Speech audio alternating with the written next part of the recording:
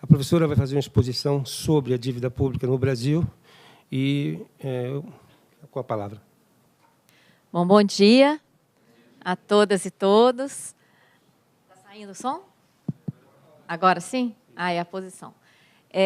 Em primeiro lugar, agradeço ao Flávio e a toda a equipe da UNB-TV, a direção, a doutora Neuza e a todas as pessoas da UNB-TV. E agradeço também a Eugênia, do Núcleo DF, do Núcleo da Auditoria Cidadã aqui no Distrito Federal, que são os co-organizadores desse ciclo de palestras. Não é? E agradeço a presença de todos vocês e também a todos que estão nos assistindo à distância. O nosso tema para inaugurar esse ciclo de palestras é o sistema da dívida no Brasil e seus impactos sociais. Por que a gente usa esse termo, sistema da dívida? Para deixar claro que nós enxergamos a dívida de uma forma integrada. A dívida não é algo isolado, é um sistema, como nós vamos ver aqui, que envolve a questão econômica, envolve a questão política, não é? Para garantir um privilégio financeiro enorme ao setor financeiro privado. Nós vamos falar hoje da dívida no Brasil, mas só para dar um panorama do sistema da dívida no mundo, eu queria só lembrar, todos acompanhamos, essa crise financeira que apareceu, não é, surgiu, principalmente na Europa, nos Estados Unidos, a partir de 2008. Não é? Todo mundo acompanhou isso na mídia e tudo mais. A crise apareceu em 2008, mas nós sabemos que ela vinha sendo, não é, criada há muitos anos, principalmente em decorrência do procedimento financeiro de criar papéis, né, os tais derivativos, que foram gerando uma verdadeira bolha no sistema financeiro privado. Então, nós temos vários recortes de jornais, várias notícias, vários registros, de que quem estava com problema lá, não é, desde o final da década anterior e no início dessa primeira década do novo século, era o sistema financeiro privado. Aí que estava instalado o problema. E quando o sistema explodiu na crise, qual foi a solução encontrada? Foi o sistema financeiro que arcou com a crise? Não foi. A crise foi socializada. Não é? De que maneira? Os países europeus se tornaram altamente endividados, não é? E quem passou a pagar a conta foi a sociedade. Porque qual foi a decisão? Os bancos são grandes demais para quebrar, eles têm que ser salvos. Não é? Então, os bancos foram salvos. E iniciou-se, aprofundou-se um processo de endividamento público brutal. Então, eu pergunto a vocês, recurso destinado a salvar banco é dívida pública? Que todo o povo tem que pagar? Né? Então, esse caso europeu é muito importante, só para a gente introduzir o debate, por que a gente chama de sistema? Não é? Esse pode ser até um tema de um outro debate, discutir a questão da crise, tá? E a sua relação com o endividamento chamado público, não é? E que a gente é extremamente crítica em relação a isso. Bom, mas vamos ver o que está acontecendo no nosso país, de acordo com a nossa avaliação, não é? Como eu falei antes, nós trabalhamos somente com dados oficiais públicos, tá? Eu começo sempre com esse quadro, né? Porque esse quadro traça o panorama de que nós vamos falar e qual é o impacto social do que a gente vai falar, né? Esse gráfico é o gráfico do orçamento federal previsto para esse ano corrente, o ano de 2014. Né? Esse ano, gente, estão sendo destinados para o pagamento de juros e amortizações da dívida 42,04%. Não é? Você sabe, amortização, o que é amortização? É quando você paga uma parte do principal da dívida, não é? Então, em tese, quando você está amortizando a dívida, o que deveria acontecer? A dívida deveria cair. E os juros, o que são os juros? A remuneração do capital, não é? Então, o juro é uma despesa corrente, é uma despesa do ano. Então, nós apresentamos conjuntamente os juros e amortizações, porque essas parcelas não estão sendo devidamente informadas no orçamento, como eu vou mostrar daqui a pouco. Esse quadro já mostra o privilégio financeiro da dívida. Olha só, enquanto a dívida recebe esses 42, já que nós estamos numa instituição de ensino, olha o que está indo para a educação esse ano. 3,49%. E para a saúde, 4,11%. Para a Previdência Social, 19,87%. E a Previdência Social também pode ser tema de um outro debate, porque não existe o falacioso déficit. A Previdência está inserida na Seguridade Social, que tem sido altamente superavitária. Todo ano sobram bilhões. Ano passado sobraram mais de 70 bilhões no orçamento da Seguridade Social. Nós deveríamos estar discutindo como aumentar os benefícios previdenciários, a aposentadoria do regime geral e etc. Mas por que não é esse o debate? E semanalmente a grande mídia divulga o déficit, o rombo da Previdência. É porque não estão satisfeitos com esses 42, querem mais. E de onde vão tirar mais? Da saúde, da educação, da segurança, que recebe 0,35%, da cultura, né, Aron, que recebe 0,13%, do saneamento, da ciência e tecnologia, que é a mola mestra, que recebe 0,38%, é daí que vão tirar? Não. De onde que ainda tem para tirar? Da Previdência. Então, daí vem o ataque à Previdência. Tá?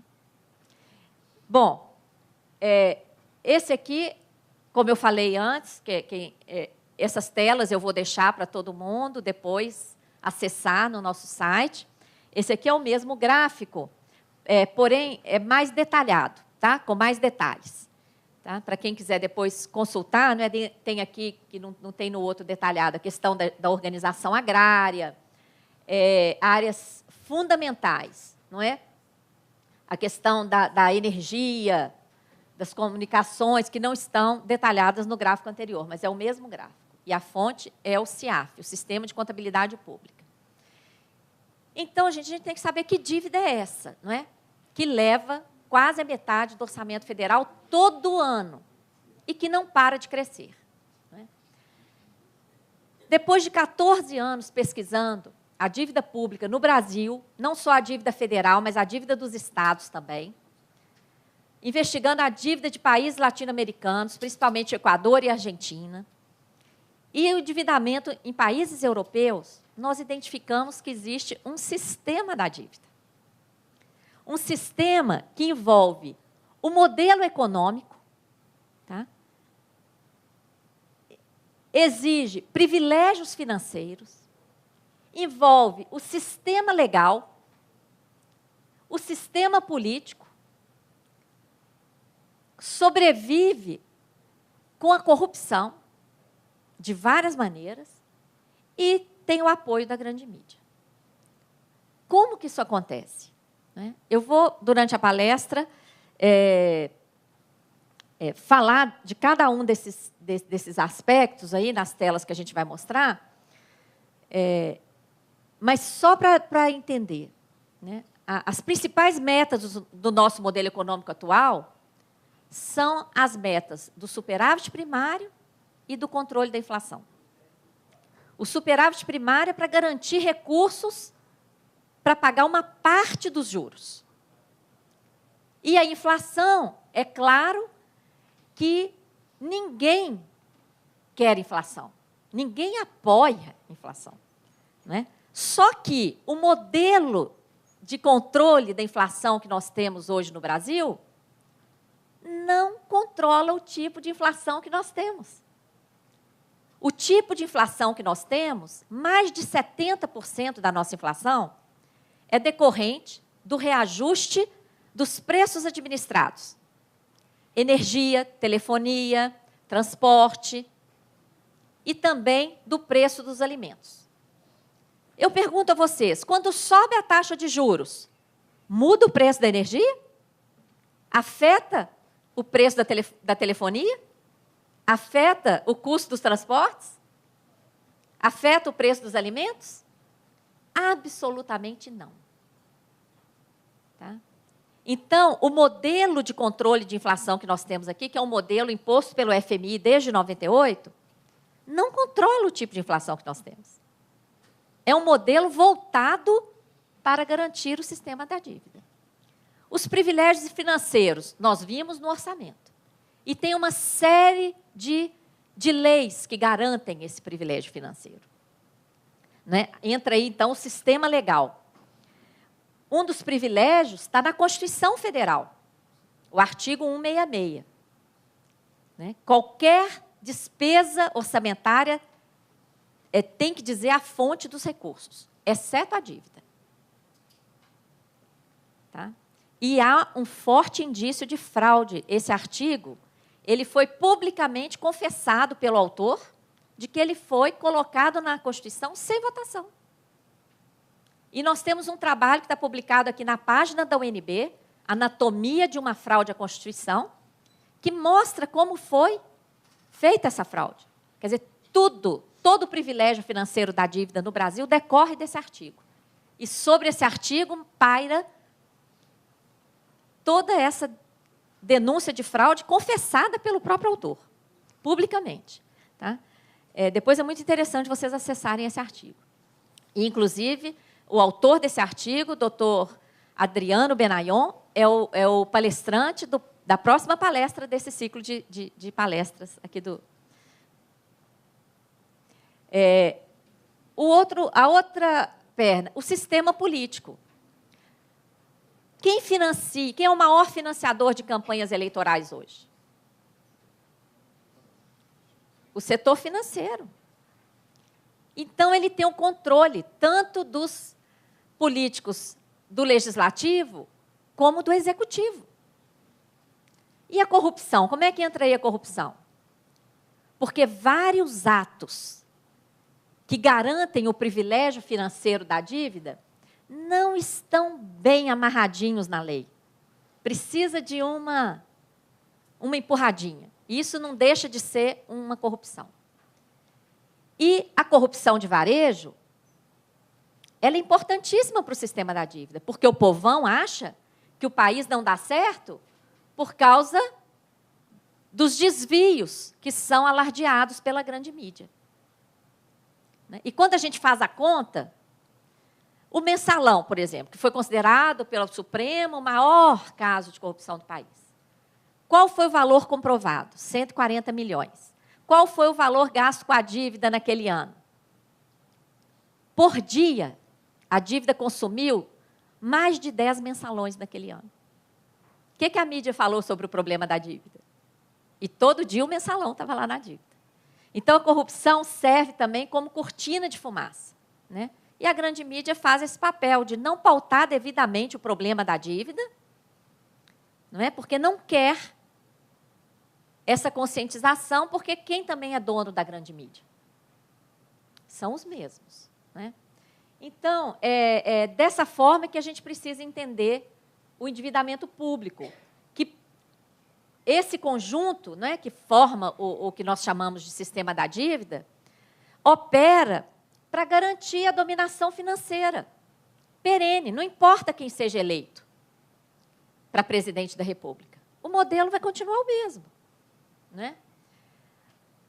Para mostrar a questão do fluxo de recursos que eu falei, o privilégio financeiro. Como eu disse, essas telas vão estar à disposição de vocês. Tá? Então, esses números aqui É só para a gente ilustrar o discurso, né? Amortização, gente, é quitação de uma parte da dívida, correto? Isso é amortização. Olha só esses dados aqui. Em 2012, o valor informado como amortização foi 577 bilhões de reais. Mas a dívida pulou, o estoque só dos títulos da dívida interna, sem contar a externa, sem contar tudo. Tá? Todos os outros tipos de dívida. O estoque pulou de 2,5 trilhões para 2,8 trilhões.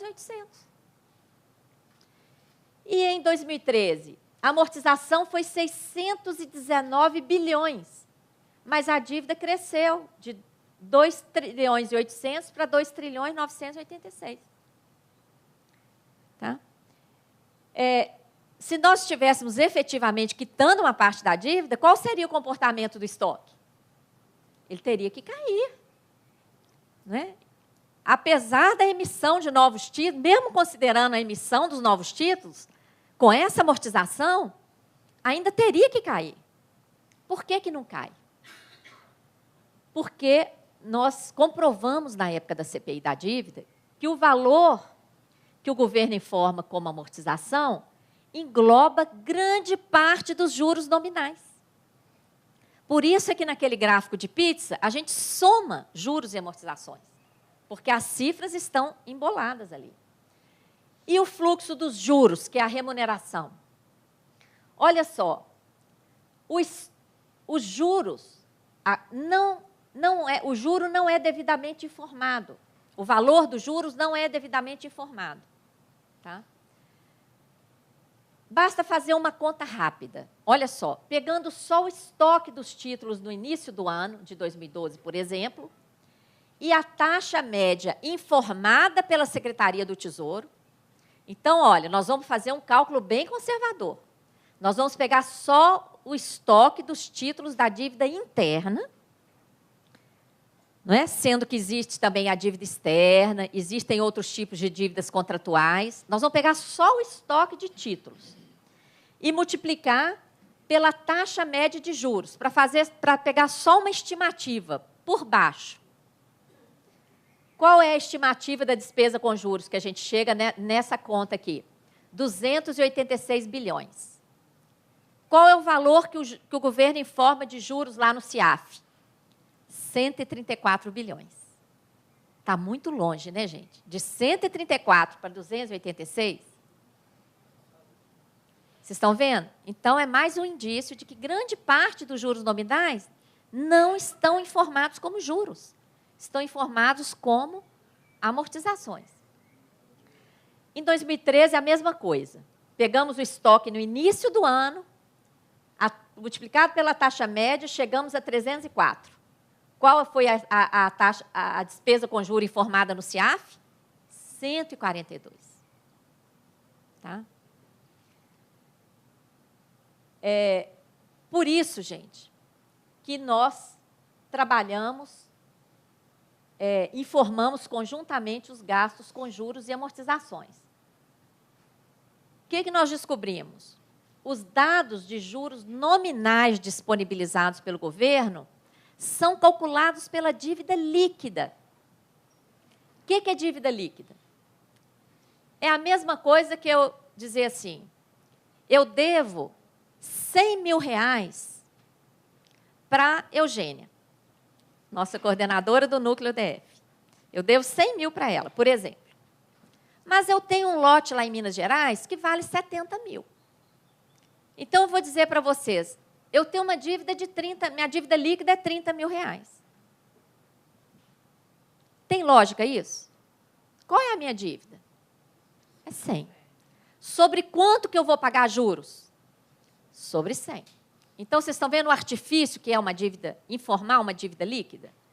Ela serve para cálculos estatísticos, até assim, de sustentabilidade. Como é que eu vou saldar meus compromissos? Mas, em termos de informação sobre a dívida, eu tenho que informar a dívida bruta, porque é a dívida bruta que eu tenho que pagar. É sobre ela que incidem os juros. Não é? Bom, isso é o que eu acabei de falar. Então, gente, para concluir um pouco essa parte dos números da dívida. A dívida externa, ao contrário do que muita gente pensa, não acabou. O que nós pagamos para o FMI foi aqui, ó, em 2005, nós pagamos 15,5 bilhões de dólares ao FMI, e nem foi um pagamento interessante, porque nós pagamos uma dívida que custava 4% ao ano de juros com o FMI, e para pagar essa dívida, nós emitimos dívida interna a juros de 19% ao ano na época. Tá? A nossa dívida externa atual, ela já bate nos 500 bilhões de dólares. Tá? É verdade que grande parte dessa dívida é privada, mas tem garantia do governo de obter os dólares para pagá-la. E todo manual de contabilidade nacional e internacional, quando existe uma garantia, existe uma obrigação. E você tem que considerar aquilo como dívida. Não é? Tanto é que esse dado aqui, de dívida bruta, é do Banco Central. Tá? Essa dívida começou na época da ditadura, cresceu muito na década de 80, em função da elevação ilegal, unilateral, dos juros pelos bancos privados internacionais que haviam estimulado os empréstimos na década de 70. Isso trouxe a crise da década de 80. Essa dívida da década de 70, inclusive dívida privada, foi transformada em dívida pública, a cargo do Banco Central do Brasil, que também é um procedimento totalmente que, quando a gente lê, a gente nem acredita. Né? Pode começar? Ok, então, retomando. Gente, nós estávamos aqui nesse gráfico da dívida externa, não é que na década de 70, ela estava em 5 bilhões, em uma década, ela já atinge 60 bilhões de dólares. Na década de 80, ela se multiplica por ela mesma. O Brasil se transforma, na década de 80, em exportador de capitais, sem receber um centavo. Porque a dívida se transforma em dívida a cargo do Banco Central. A dívida é estatizada. E o Brasil se transforma em exportador de capitais. Não é? No início da década de 90, há uma forte suspeita de prescrição dessa dívida com bancos privados internacionais. Numa futura palestra desse ciclo, nós vamos falar especificamente sobre o caso do Equador. Lá nós localizamos o documento que comprova essa renúncia à prescrição da dívida. Nós temos fortes suspeitas de que aconteceu a mesma coisa aqui no Brasil, em 92. E depois, essa dívida, provavelmente prescrita, foi ressuscitada no Plano Brady. Foi transformada em títulos, em papéis. Logo em seguida, esses papéis foram utilizados como moeda para comprar nossas empresas privatizadas. Tá? Então, vocês estão vendo por que a gente chama a dívida de sistema? Não é algo isolado. Tá? Após o Plano Brady, começou um processo contínuo de emissão de títulos da dívida externa, junto a bancos privados internacionais, e esses títulos estão aí até hoje. Né? E a chamada dívida interna? Né? Ela já ultrapassa 3 trilhões de reais. A dívida interna bruta. Só a emissão de títulos, gente, já ultrapassa 3 trilhões de reais. Durante a CPI da dívida, nós localizamos graves indícios de ilegalidades, principalmente juros sobre juros. Essa dívida é uma dívida meramente financeira. Se nós formos desenrolar esse novelo, nós vamos em busca da contrapartida dessa dívida. Porque, um parêntese aqui, né, gente? Dívida não deveria ser uma coisa nociva, não é? A dívida é um instrumento de financiamento, correto? Os estados podem recorrer ao endividamento porque o Estado tem que cumprir o seu papel. Né? Tem que garantir vida digna para o seu povo. Se o que arrecada não é suficiente, seria legítimo recorrer à dívida, correto? Desde que seja um processo transparente, desde que seja um processo coerente, né, razoável, de custo razoável, e desde que seja em benefício do povo, porque quem vai pagar a conta? O povo. Então, a gente tem a obrigação de investigar. Que dívida é essa? Qual é a contrapartida? E quando a gente busca a contrapartida dessa dívida financeira, dessa dívida interna, é uma dívida de juros sobre juros, é um negócio, é um grande negócio para o setor financeiro. Então, a gente tem que investigar isso aqui, não é? E pagar o que for devido, expurgar as ilegalidades, expurgar as fraudes, não é? Tudo devidamente comprovado por uma auditoria. Para encerrar essa parte dos números, gente, que está mostrado nos gráficos. Em dezembro do ano passado, né, que é o dado fechado, a dívida externa atingiu 485 bilhões, agora já está em mais de 500 bilhões de dólares. Transformada em reais, dá mais de 1 trilhão. A dívida interna estava em 2 trilhões 986, agora ela já ultrapassa 3 trilhões. De forma que lá em dezembro de 2013, somando as duas, nós alcançamos 4,1 trilhões de reais, ou 85% do PIB. Bem diferente do que vocês veem aí pelos jornais, por causa dos artifícios que eu já mencionei. Da dívida líquida, em vez de dívida bruta, de divulgar juros reais em lugar de nominais, de contabilizar parte dos juros nominais como se fosse amortização, como eu mencionei, de excluir a dívida externa privada das estatísticas, como se ela não existisse, só que ela tem a garantia do Banco Central. No caso de crise, quem vai bancar isso aí? É o setor público. E uma ilusão, gente, de gráficos que comparam a dívida líquida em percentual do PIB, como esse gráfico aqui, ó. Esse gráfico é a trajetória da dívida pública. Olha o título dele. Trajetória da dívida pública. E quando você olha para ele, qual a ideia que dá? Que a dívida está melhorando, né? Está caindo. Mas agora vamos prestar atenção nos detalhes. Esse gráfico mostra a dívida líquida. E outro, esse gráfico mostra a dívida em percentual do PIB. Vamos voltar naquele exemplo da minha dívida aqui com a Eugênia? Minha dívida com ela é 100 mil, eu tenho um lote lá de 70, então a minha dívida líquida é 30. Esse gráfico aqui mostra, gente, a dívida em relação à receita, a todas as riquezas produzidas durante um ano. Então, mal comparando, seria toda a receita durante um ano. Vamos supor que ano passado eu tive uma receita espetacular de 300 mil. Então, essa minha dívida de 30 em percentual da minha receita é 10%. Então, esse gráfico aqui vai mostrar 10%. O que 10% reflete em relação à minha dívida de 100? Quem ler num gráfico lá, 10%. Aí, no ano seguinte, em vez de ter uma receita de 300 mil, eu vou ter uma receita de 150. Então, qual é o percentual? 20%. Então, o gráfico aumentaria. Minha dívida com ela aumentou? Não. O percentual é que aumentou. Vocês estão vendo a ilusão? Então, prestem atenção das próximas vezes que vocês verem um gráfico desse nos jornais. Olhem se é dívida líquida, olhem se é percentual do PIB, para ver se vocês estão sendo iludidos ou não. Tá?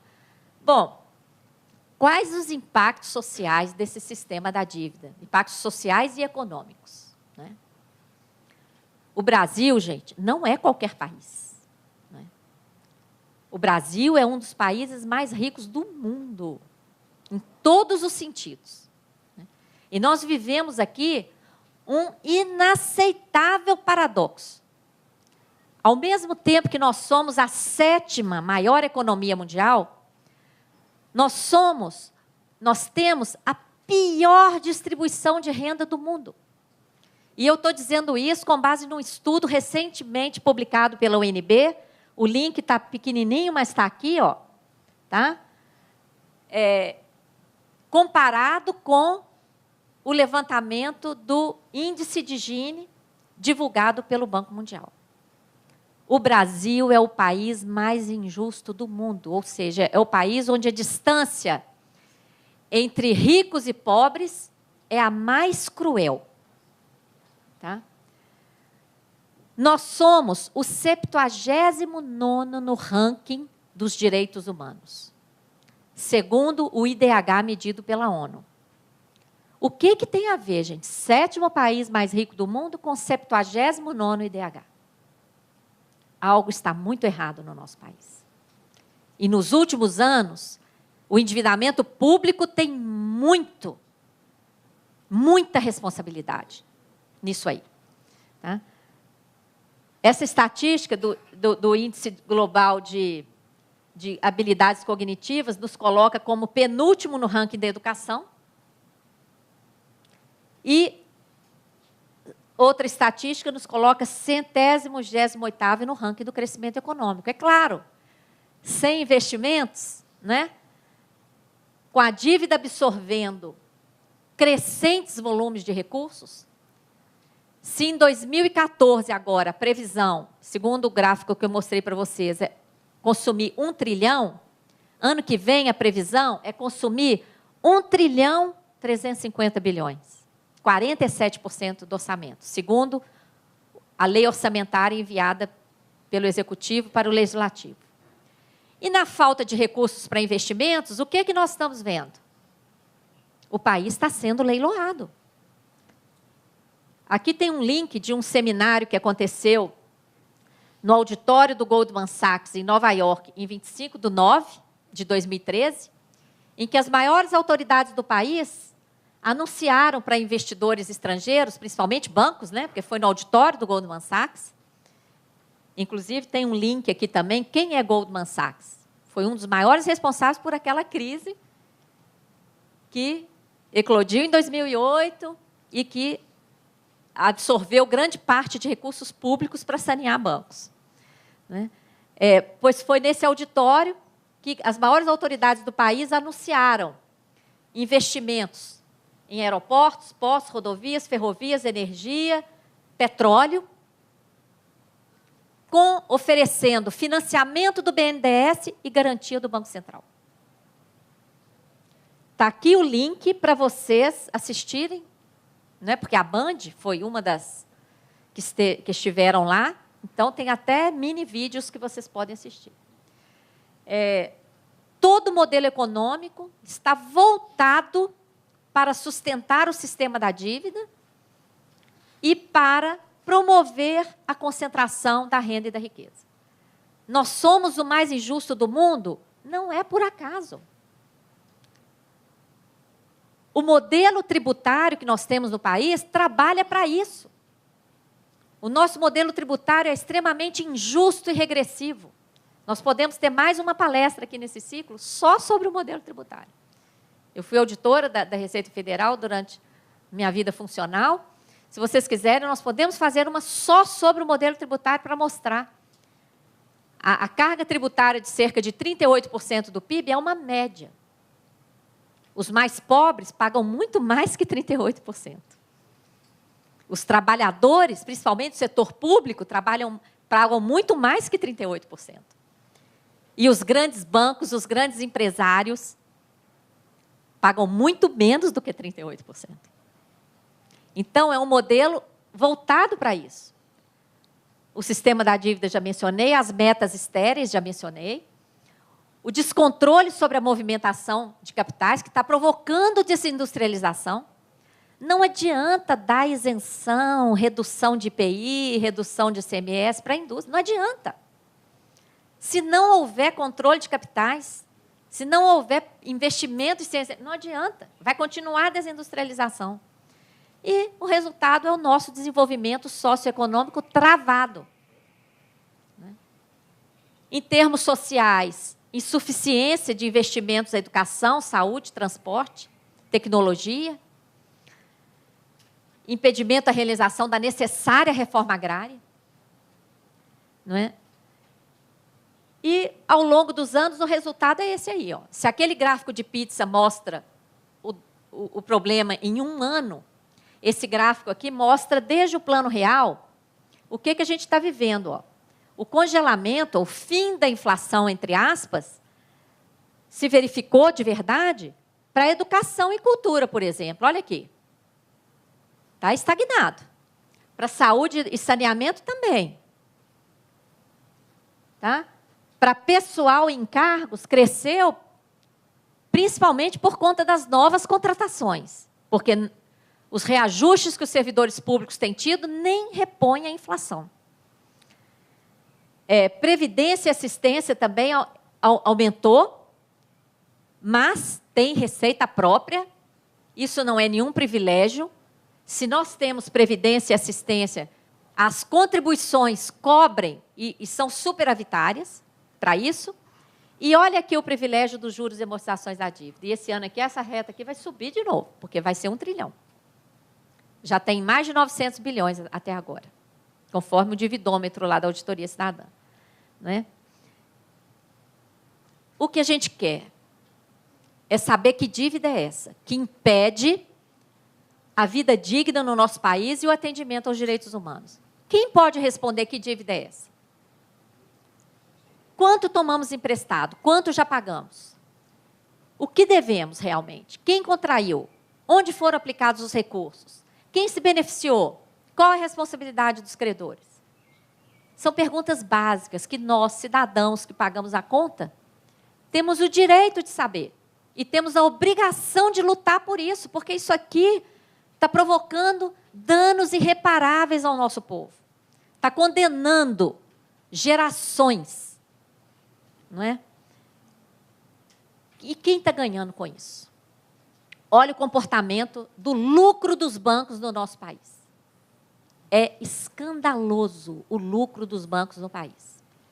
Inclusive, os bancos estrangeiros aqui, que se sediaram aqui, remetem. Alguns bancos aqui estão sustentando as suas agências no exterior. Tá? Nos últimos anos, o lucro dos bancos superou 70 bilhões de reais em cada ano. Tá? E quem manda no sistema da dívida? Quem manda no jogo de pôquer, gente? Como é que chama? Quem dá as cartas no jogo de pôquer? O dealer. O dealer. No sistema da dívida, o nome é o mesmo. Nem disfarçaram. Chama dealer. Na página do Tesouro Nacional, o nome que está lá está em inglês. Aqui, ó. Agora eles não estão mostrando essa tela mais, não. Vocês estão vendo que até está antigo o dado aqui, né? Até 31/1/2013. Porque a partir daqui eles estão divulgando esse dado de forma diferente, reformularam o site. Né? Agora divulgam de forma diferente. Mas eu guardo essa aí, ó, essa foto aí. Ainda bem que eu tirei essa foto. Está aqui, ó, dealers. Por que eles são chamados de dealers? São os agentes privilegiados que podem comprar a dívida em primeira mão.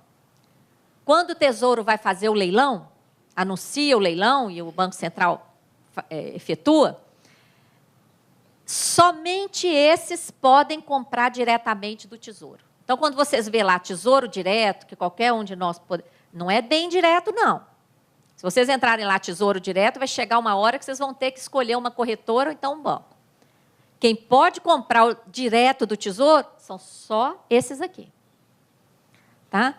E olha só quem são. Os grandes bancos, e olha quantos estrangeiros estão aqui. Citibank, JP Morgan, Santander, HSBC, Barclays, Santander, Deutsche Bank. Atualmente está lá o Goldman Sachs, HSBC. São vários estrangeiros. Então, eu pergunto para vocês, a dívida interna é interna? Se vocês forem olhar nos livros, o que é dívida interna?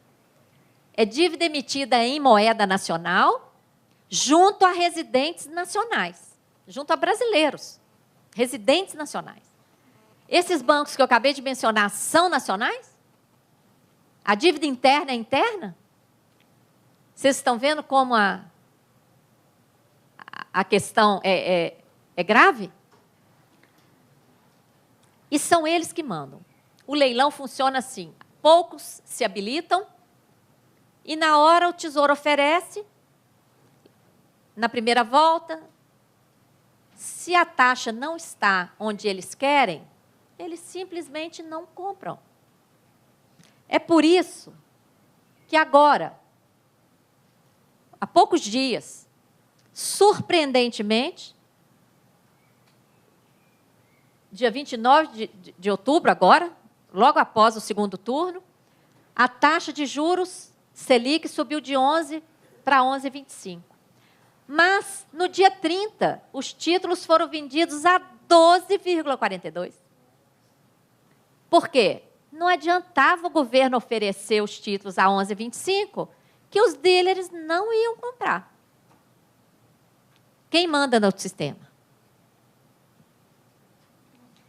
Quando, em 2012, houve um grande anúncio de que a Selic foi reduzida para 9% ao ano, nesse dia, os títulos foram vendidos a 10,78, 20% acima.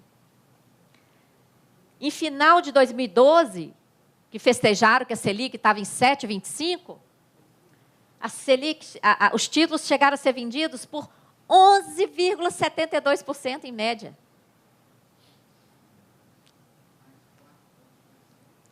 Mais de 40 pontos percentuais, assim, ó, quantos por cento a mais ali, de 11,25, 7,25 para 11? Mais de 50%, né? Vocês estão entendendo quem manda no jogo? E se nós que pagamos a conta não fizermos nada, vocês acham que isso vai mudar? O único dado que a gente consegue é um dado, quem são os detentores da dívida. Aqui no Brasil, isso é considerado sigiloso. A gente não sabe quem tem os títulos, a gente sabe quem compra em primeira mão. Mas depois a gente não sabe quem tem. Por quê? É considerado sigiloso. Isso é um absurdo. Até nos Estados Unidos, que é o considerado, né, o maior garantidor dos direitos individuais, até lá se divulga quem são os detentores da dívida. Mas aqui é considerado sigiloso. O que o governo informa para nós é esse dado macro. Quase a metade está na mão de bancos nacionais e estrangeiros, quase 13% na mão de fundos de pensão nacionais e estrangeiros, quase 18% fundos de investimento nacionais e estrangeiros, 11,3% investidores estrangeiros e 3,13% com seguradoras. Aqui, ó, fundos administrados pelo governo, Fundo de Garantia, FAT, etc., já está com 4,58%, e outros aqui, 3,12%. Aqui entra setor privado, aqui entram pessoas físicas, entram empresas, entram outros setores aqui. Tá? Mas a gente não sabe quem detém a dívida. Agora, eu pergunto para vocês, é claro que eles sabem, né? O governo costuma dizer, não, além de ser sigiloso, a gente não sabe quem são, porque os títulos são vendidos em primeira mão e depois eles são negociados no mercado. Não se sabe. Não dá para acreditar nisso, né? Para quem que eles estão pagando juros, se eles não sabem quem são os detentores dos títulos? Quem está recebendo os juros? Não é óbvio? Bom, gente, então, para concluir, o sistema da dívida utiliza o endividamento às avessas. O endividamento, que deveria ser um instrumento de financiamento do Estado, ele está sendo usado como um mecanismo de subtração de recursos de forma contínua. Esse sistema se reproduz internacionalmente, como o exemplo que eu dei brevemente na abertura aqui, e se reproduz internamente. Aqui no Brasil, nós temos o problema da dívida dos estados, que evidencia o sistema da dívida. Um outro tema para esse ciclo é a dívida dos estados. Nós temos, inclusive, um livro específico sobre a dívida dos estados. Qual é a principal característica do sistema da dívida? A ausência de contrapartida da dívida. Porque se fosse uma dívida legítima, ela teria uma contrapartida legítima. Tá? E o maior beneficiário, como nós vimos, é o setor financeiro. Qual é a saída desse quadro? Nós defendemos uma auditoria, porque discurso não leva ninguém a lugar nenhum, está todo mundo saturado de discurso. Nós defendemos uma auditoria que vai examinar, que vai dissecar esse processo. Né? A auditoria não é uma ideia da nossa cabeça. A auditoria está prevista na Constituição Federal de 88 e até hoje não foi realizada. Tá? Em 2000, a sociedade civil fez um grande plebiscito popular reivindicando o cumprimento da Constituição. Colhemos mais de 6 milhões de votos. Entregamos para o Executivo, para o Legislativo, para o Judiciário. O que aconteceu? Nada. Alguns meses depois, as entidades organizadoras desse grande plebiscito se reuniram aqui em Brasília e foi daí que nasceu a Auditoria Cidadã da Dívida. Como eu era a única auditora participante dessa reunião lá no início de 2001, de mais de 80 entidades que participaram do plebiscito, acabei sendo demandada para coordenar essa auditoria cidadã e, com muita honra, venho coordenando desde então. Não é? Hoje, nós já temos vários núcleos pelo país, não é? Todas as nossas publicações, toda a nossa história está aqui na nossa página, auditoriacidadã.org.br. O passo mais importante no Brasil foi a CPI da dívida pública, que nós conseguimos emplacar na Câmara dos Deputados em 2009 e 2010, que permitiu acesso a muitos documentos que respaldam o que eu falei aqui hoje. Porém, ainda não significa o cumprimento da Constituição. A CPI foi criada em dezembro de 2008, concluída em agosto de 2009 por iniciativa do deputado Ivan Valente, do PSOL de São Paulo. Foram identificados graves indícios de ilegalidades e de ilegitimidades, tanto na dívida externa, como na dívida interna, como na dívida dos estados, como na dívida dos municípios. A CPI produziu 2 relatórios, um oficial, que recebeu 8 votos na CPI, e um alternativo, que não foi submetido à votação, mas teve 8 assinaturas, então ele tem o mesmo peso político. Esses 2 relatórios estão no Ministério Público, eu coloco aqui, inclusive, o número dos processos administrativos. Tá? Apuramos várias ilegalidades, tais como deficiências de controle e de registro do endividamento, descumprimento de normas legais, descumprimento de atribuições legais. Quantas auditorias da dívida externa o Tribunal de Contas da União já fez?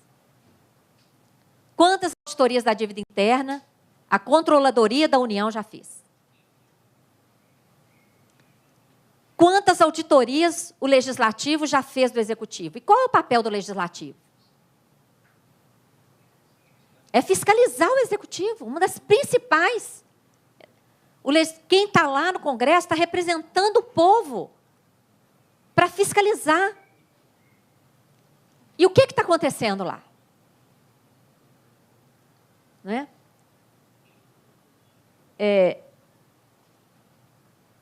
Nós comprovamos na CPI danos patrimoniais às finanças do país. Isso é muito importante, porque o dano patrimonial e o dano humano, o desrespeito aos direitos humanos, tornam essas fraudes imprescritíveis. Quem aqui é da área do direito sabe disso. Então, isso nos obriga, gente, a investigar enquanto ainda é tempo. Tá? O Equador trouxe uma lição de soberania para todo mundo. Em 2007, o presidente Rafael Correa, por decreto, criou uma comissão para fazer a auditoria da dívida. Foi um ato importantíssimo. Ele baixou um decreto, criou a comissão, elencou as atribuições e disse que essa comissão tinha que fazer uma auditoria dos últimos 30 anos de endividamento do país, tanto interno como externo. Ele nomeou os membros equatorianos e nomeou 6 estrangeiros. 3 titulares, 3 suplentes. Eu tive a honra de ser um desses membros titulares. Eram 3 da América Latina e 3 europeus. Eu tive a honra de ser uma dessas pessoas. estava ainda nativa na Receita Federal, doei minhas férias de 2007, minhas férias de 2008. Depois, consegui uma liberação sem nenhuma remuneração, sem diárias, inclusive, para ficar mais 4 meses lá, somente recebendo o meu salário aqui, mas sem nenhum benefício adicional. Tá? Para ficar lá mais 4 meses para encerrar o trabalho. Né? Que se apurou depois de 1 ano e 4 meses de trabalho dessa comissão?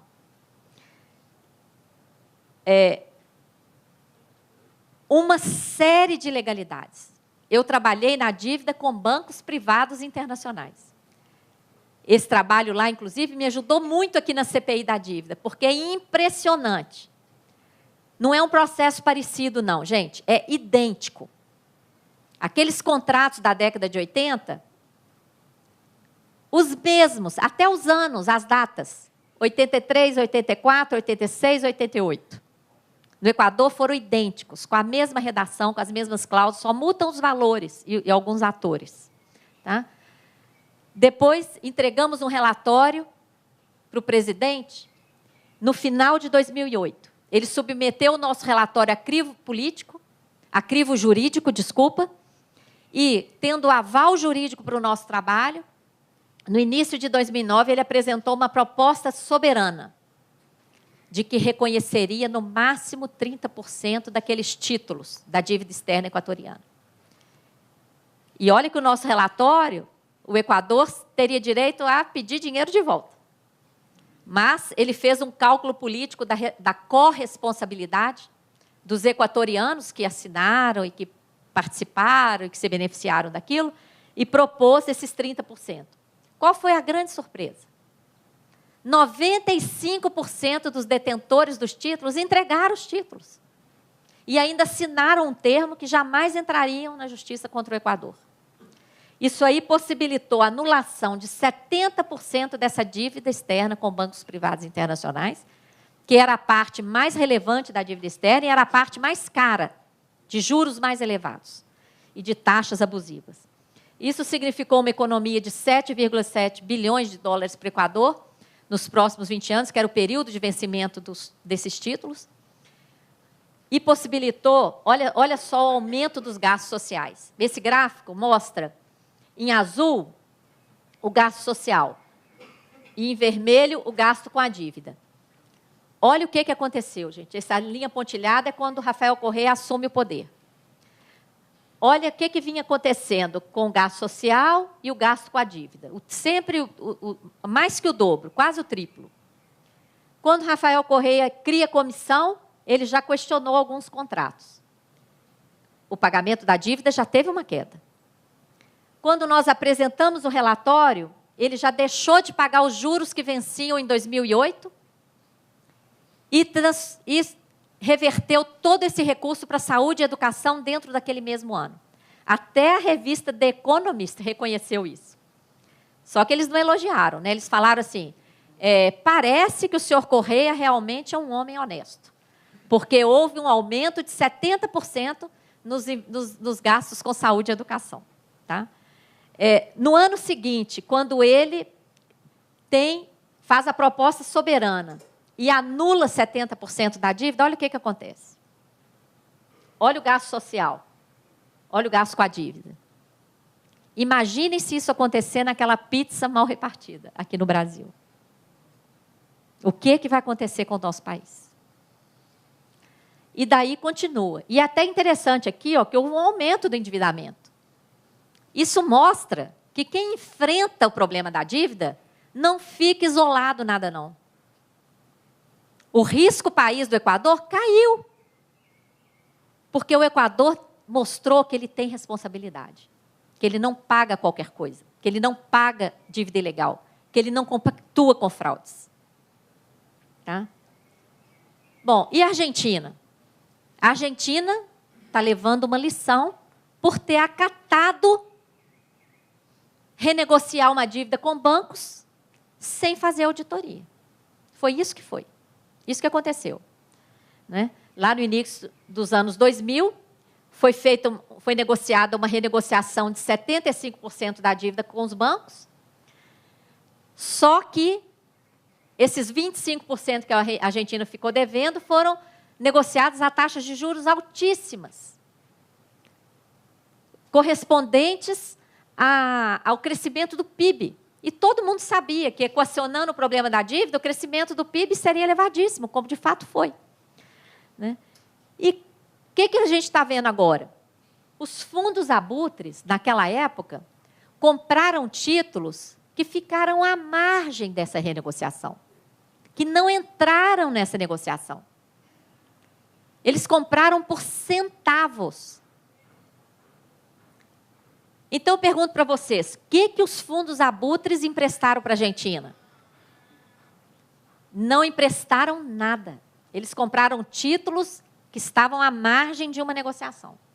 E o que recentemente a justiça americana decidiu? Que esses fundos abutres têm direito de receber o total, porque eles não renegociaram 75. E logo em seguida, a Argentina foi colocada em default total, porque tem uma cláusula em toda a negociação da dívida externa, inclusive a dívida externa brasileira, que qualquer não pagamento contamina toda a dívida. Qualquer coisa que acontece com uma parte da dívida, contamina toda a dívida. Então, vocês estão vendo a confusão que está dando para a Argentina. Né? É um caso a ser aprofundado também em outro debate. Quais as estratégias de ação que a gente recomenda diante disso? Primeiro ponto, conhecer a realidade. Nós temos que dissecar esse processo. Construir uma mobilização social consciente, né? Com muita informação.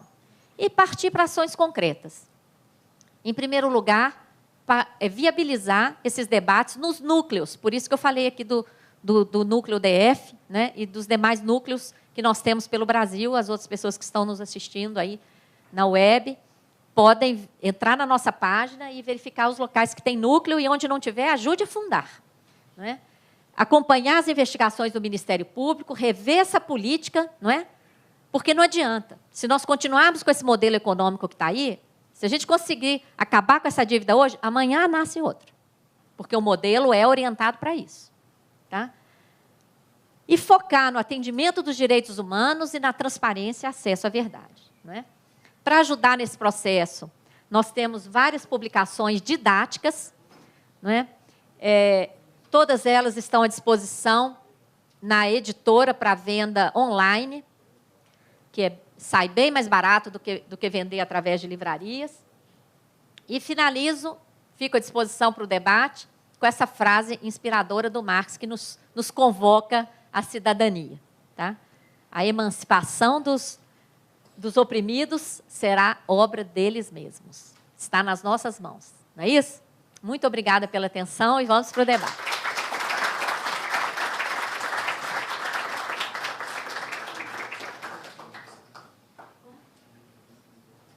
Com certeza. Dúvidas? Alguém tem alguma coisa?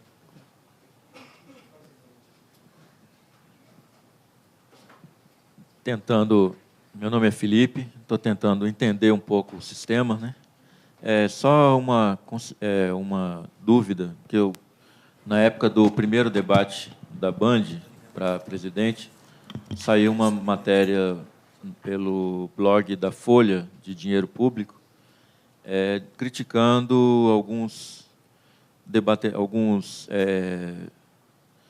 presidentes, candidatos, né? Criticando a Luciana Genro como o Fidelix, né, que encampavam a questão das despesas com juros na defesa de um calote ou auditoria da dívida. Então, aqui, essa matéria foi veiculada, principalmente ela coloca que grande parte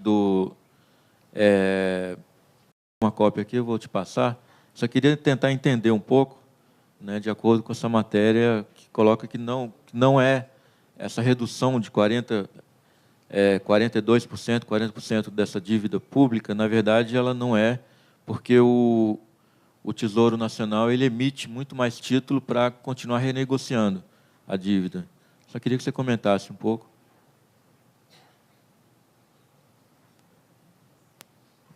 Podem fazer mais perguntas, que eu falei durante muito tempo, eu prefiro que vocês falem, depois eu respondo em bloco. Pode ser? Lúcia. Júlio Miragaia, do Conselho Federal de Economia. Naquela apresentação que você faz do Equador, aqui, aquela redução foi apenas em relação à dívida externa ou também envolveu a dívida interna equatoriana?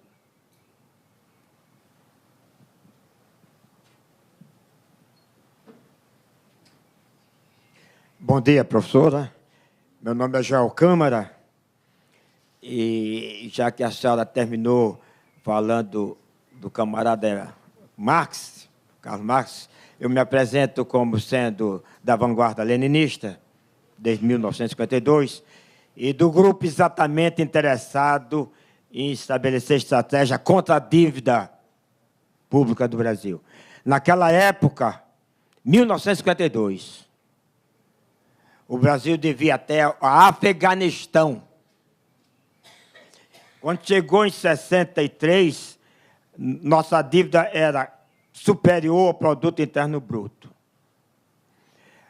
Então, eu gostaria de perguntar, amiga, por que dizer que a dívida só começou na década de 70? Segundo,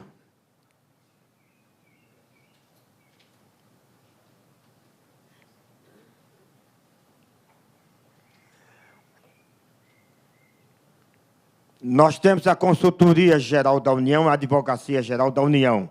Pergunto à senhora, o que é que essas entidades têm feito ou que têm deixado de fazer?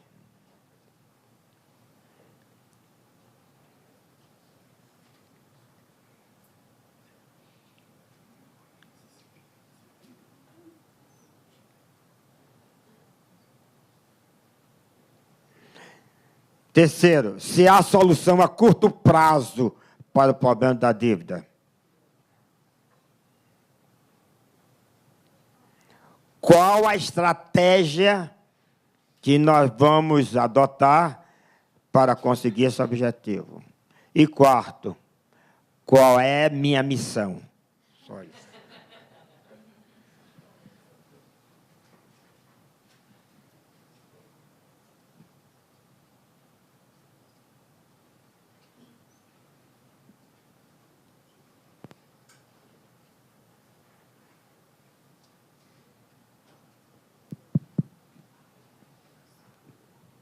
Bom dia, professora Maria Lúcia.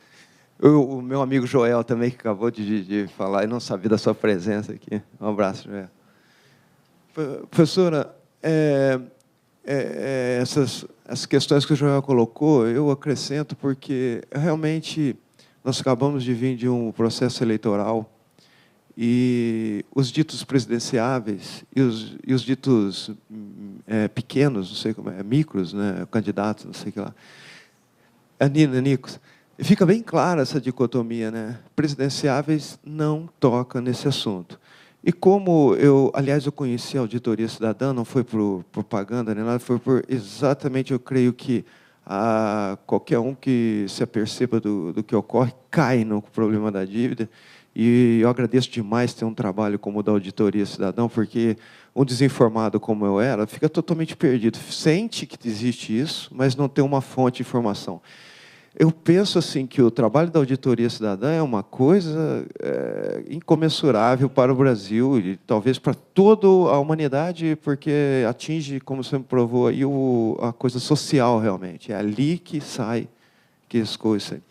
Eu gostaria da sua opinião, por que os presidenciáveis são proibidos de tocar nesse assunto? Aliás, o único que eu vi tocar nesse assunto foi o Eduardo Campos, na última entrevista dele no Jornal Nacional, que ele falou do custo que, quando o William Bonner, né? Era o William Bonner e a Ótima Bernardes, depois mudou, né? Aí, quando o William Bonner perguntou, com uma técnica muito estranha, perguntou para ele de onde ele tiraria o dinheiro para o passe livre, ele mostrou que que a mídia, a grande mídia, esquecia de dizer que 0,5% de alteração na taxa Selic representava 14 bi do Tesouro Nacional. E, pela primeira vez, eu vi isso dito naquele canal, naquela hora e tal. Mas, tirando o caso do Eduardo Campos, e que Deus o tenha, não está mais aqui, não se vê. Eu gostaria, se tivesse algo a acrescentar, sobre por que os presidenciáveis estão amarrados nisso, porque, às vezes, de repente, a gente percebe que a gente não pode exigir isso de um presidente. Talvez eles estejam tão amarrados nessa situação que precisa emanar isso do conhecimento da população para poder ajudar. Não adianta hoje você pedir um líder se você não está preparado para saber isso. Muito obrigado.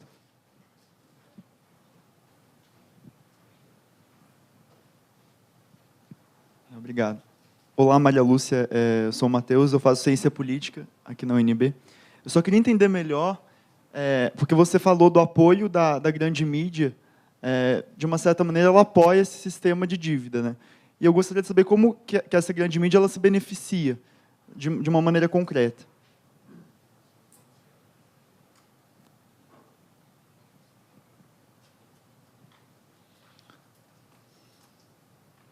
Fatorelli, bom dia. É Floriano,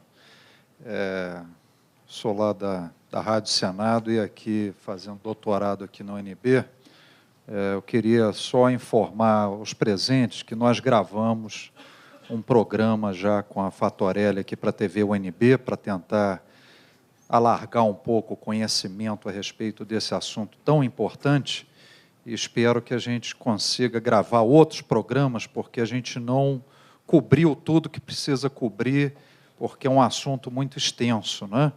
E sobre o posicionamento anterior aqui, lembrar que não foi só o Eduardo Campos que falou durante a campanha eleitoral, o Fidelix também levantou essa bola várias vezes e a própria Luciana Genro também tocou. É óbvio que num debate eleitoral você não tem como aprofundar. Eu estou vendo o Benayon aqui também, nós já gravamos com o Benayon na TV UNB, lá no Senado também, sobre questões correlatas a essa, né? Mas a pergunta que eu queria aproveitar para fazer aqui, depois a gente repete lá na TV UNB, é a seguinte: será que não seria estrategicamente mais inteligente começar tratando esse assunto pela via técnica, e já tem muita coisa feita, a auditoria cidadã, a CPI que já houve na Câmara, uma CPI anterior, há muito tempo atrás, acontecida no Senado, inclusive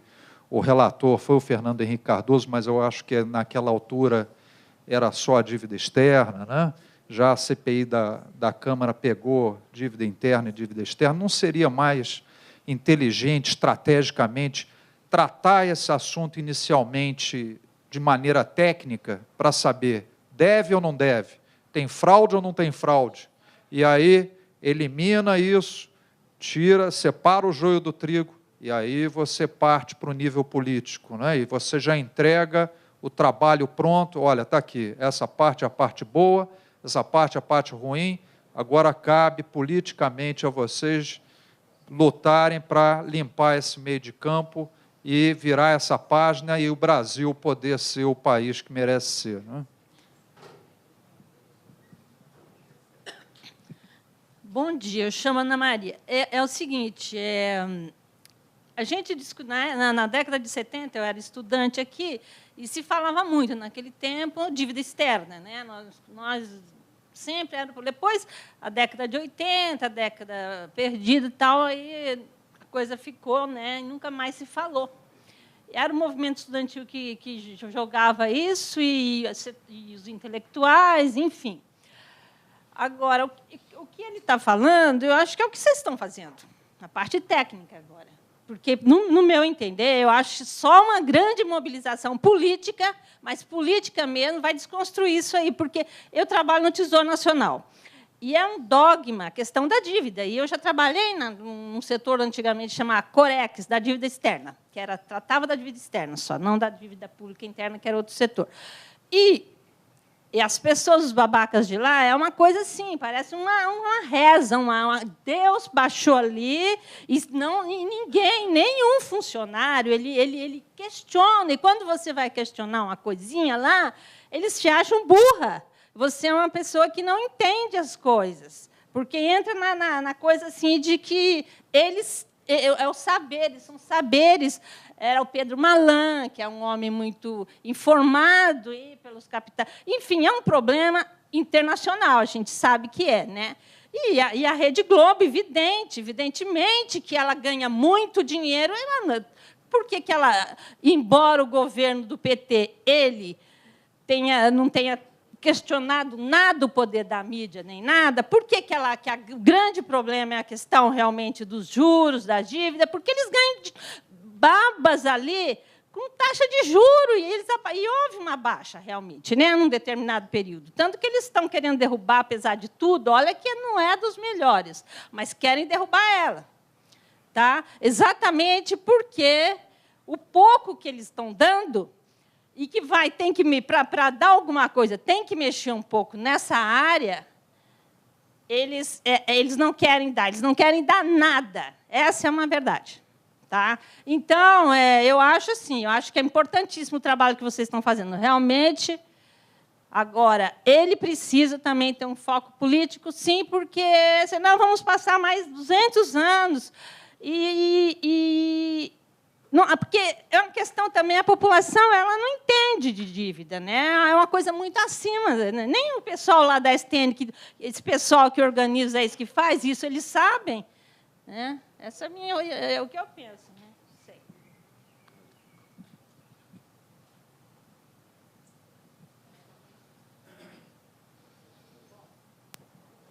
Eu vou responder, depois a UNB TV me diz se pode abrir novamente, tá?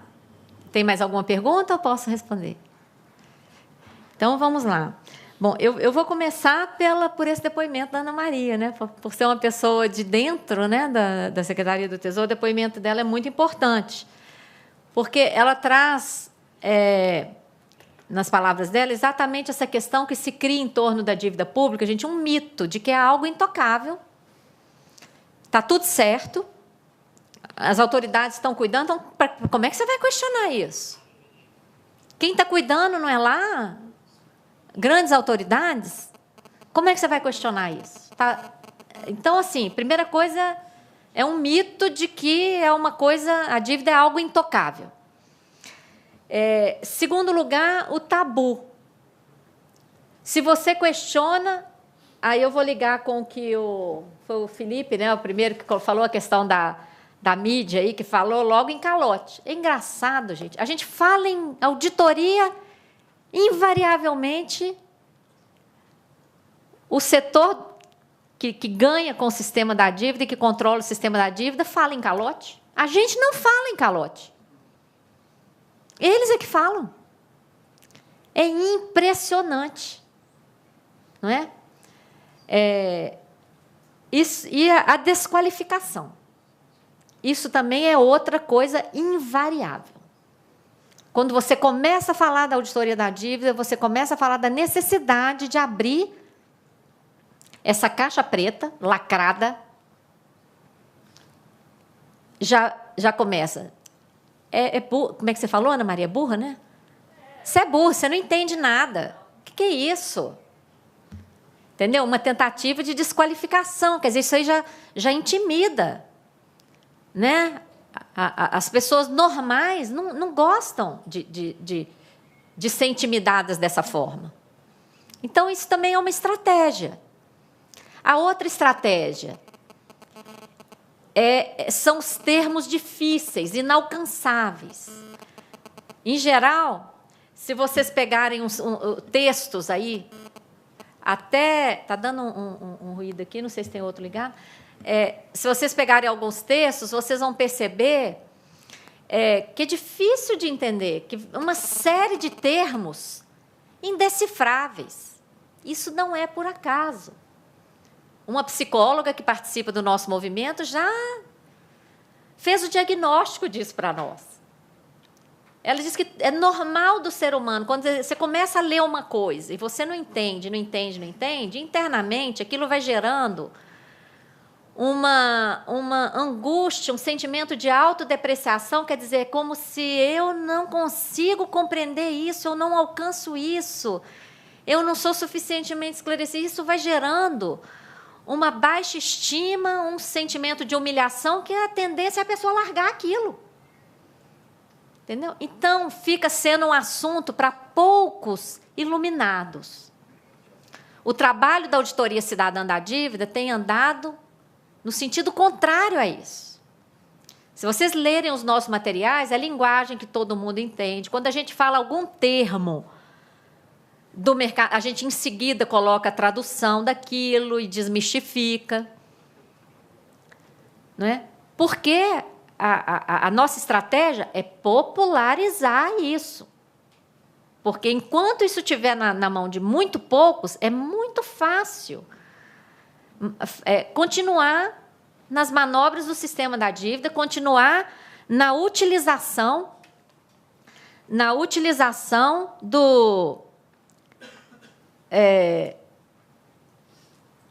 de todo o aparato do Estado em benefício dos privilégios financeiros para esses poucos. Né?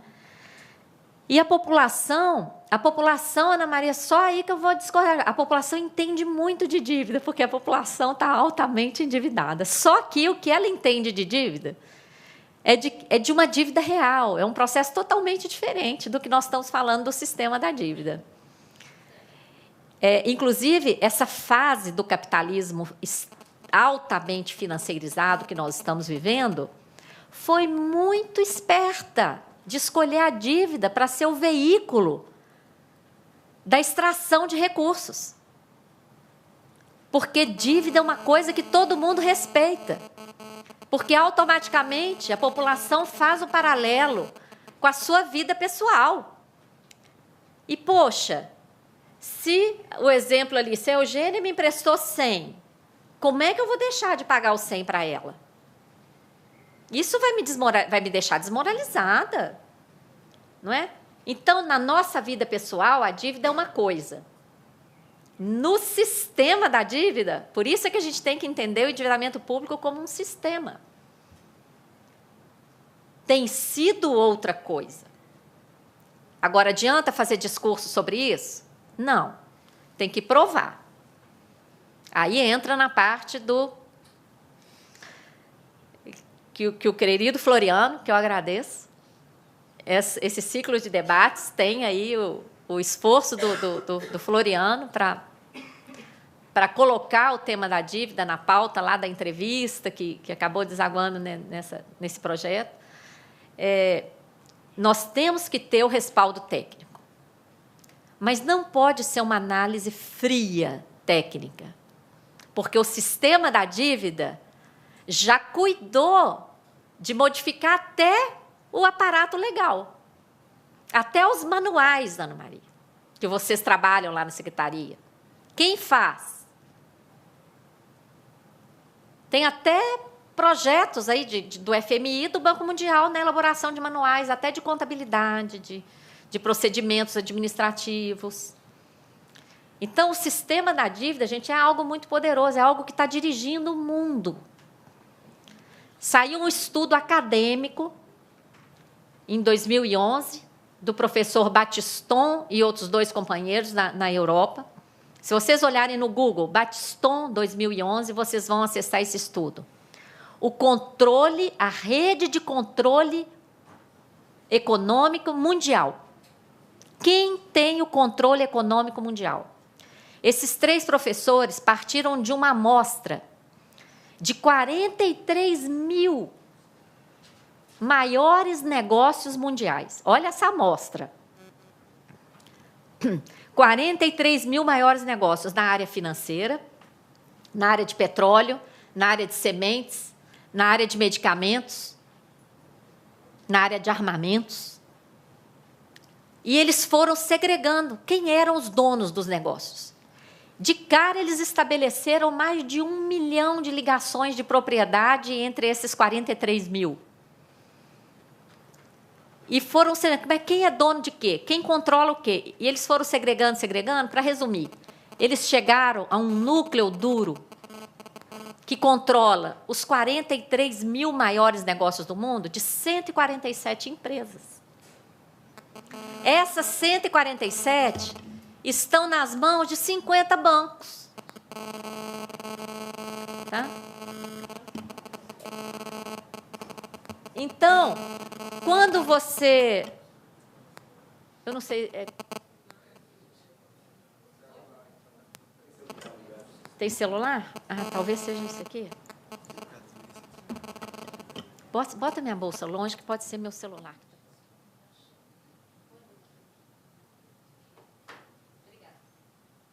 Acho que agora vai parar. Então, quando você pergunta, né? Quem que perguntou? Por que os presidenciáveis não podem falar desse tema? Quem está financiando a campanha deles? É simples assim. Por isso que, quando a gente coloca ali o sistema da dívida, a gente coloca o modelo econômico, sistema legal, sistema político. Eles são... Eu te financio. E depois vem... Eu que te coloquei lá. Agora você vai fazer isso aqui. Se não, impeachment. Né? E, por exemplo, também, como é que o Rafael Correa chegou no poder lá no Equador? Como é que ele conseguiu fazer isso? Antes dele ser presidente, ele tinha sido ministro da Fazenda do governo anterior. E, enquanto ministro da Fazenda, ele se negou a fazer uma determinada operação de dívida pública, porque ele entendeu que aquela operação era extremamente nociva ao país. E ele, como ministro, ele não ia assinar. Veio a pressão da mídia, desgastando a imagem dele publicamente e tudo mais. E ele se manteve firme. Em resumo, ele não assinou e entregou o cargo. E enquanto ele estava entregando o cargo, arrumando as gavetas, a mídia anunciando, a rádio anunciando, o povo, que, diga-se de passagem, eu tenho muito orgulho desse contato lá no Equador, o pessoal lá é muito culto, muito interessado nas questões do país. Os movimentos, inclusive, contra a dívida atuantes, foram para a porta do Ministério para receber o demissionário, né, o ministro que se autodemitia, e ele foi recebido na porta do Ministério, e naquele alvoroço alguém gritou: Rafael, presidente. E naquele alvoroço também ele gritou: se eu for presidente, eu vou fazer uma auditoria dessa dívida. E ali começou a campanha dele. E ele acabou sendo eleito.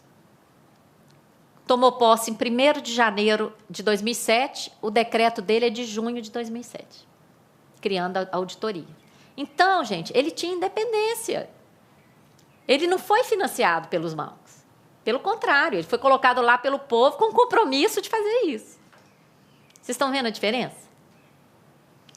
Então, nós temos, por isso que é tão importante a reforma política, que, aliás, está na pauta, né? Vocês estão acompanhando aí, os movimentos sociais estão puxando uma reforma política, a OAB, CNBB, a Auditoria Cidadã também é signatária, tem uma cartilha, tem uma série de chamadas para mobilizações. Acompanhem.